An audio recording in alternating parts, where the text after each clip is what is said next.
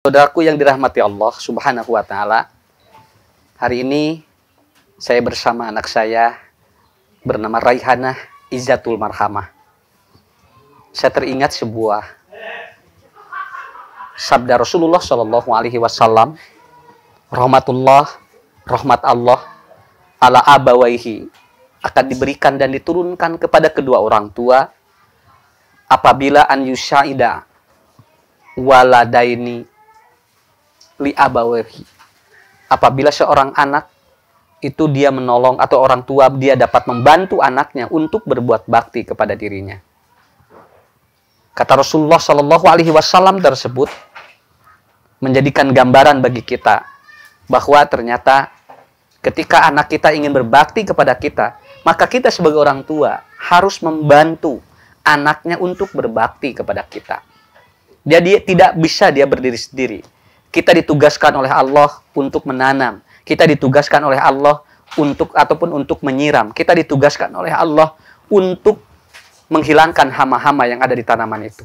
Adapun nanti tanaman itu berbuah dan tumbuh itu urusan Allah Subhanahu wa Ta'ala.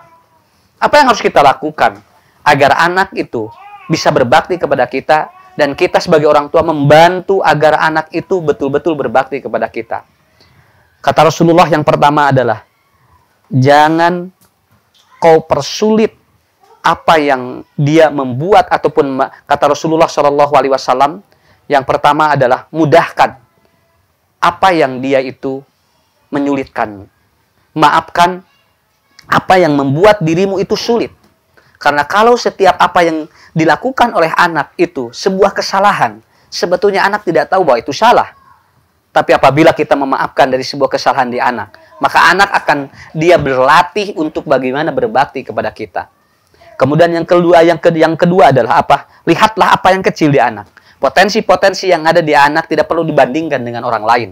Tidak perlu dibandingkan dengan anak lain, tidak perlu dibandingkan dengan anak ataupun anak yang ada dalam lingkungan yang sama, baik itu dengan kakak atau adiknya. Karena setiap anak memiliki satu kelebihan, memiliki kelebihan yang berbeda dengan yang lainnya. Kata Rasulullah, ketika Anda memperhatikan sesuatu yang kecil di anak Anda, maka anak akan berlatih untuk berbakti kepadamu. Dan yang ketiga adalah apa? Jangan kau bebani otak dan hidupnya. Seorang anak harus betul-betul dia rileks, nyaman, dan betul-betul bahwa otaknya itu tidak dibebani dengan berbagai aspek. Baik itu dalam mengejar intelijensi, baik mengejar dari sebuah cita-cita, tetapi anak betul-betul harus lirik, harus happy, harus dia itu belajar bagaimana memahami hidup. Dan yang terakhir, jangan kau maki anak kamu. Kenapa? Anak yang sering dimaki, maka lama-lama dia itu akan belajar bagaimana dia memarahi kedua orang tuanya. Saudaraku yang dirahmati Allah, itulah 4 poin agar anak kita berbakti kepada kita. Bantu anak kita dengan 4 poin tadi. Maafkan apa yang menyulitkanmu. Lihatlah apa yang kecil potensi di anakmu. Jangan kau bebani otak anak. Dan jangan kau maki apa yang ada di anakmu dari sebuah kesalahan yang dia lakukan. Tetapi arahkan, berikan yang terbaik. Dan selalulah berdoa kepada Allah. Rabbi habli minas sholihin. Terima kasih. Mudah-mudahan kebersamaan ini Allah curahkan rahmat. Dan saya doakan semua anak dan keturunan kita semua menjadi anak-anak yang soleh dan solehah. Assalamualaikum warahmatullahi wabarakatuh.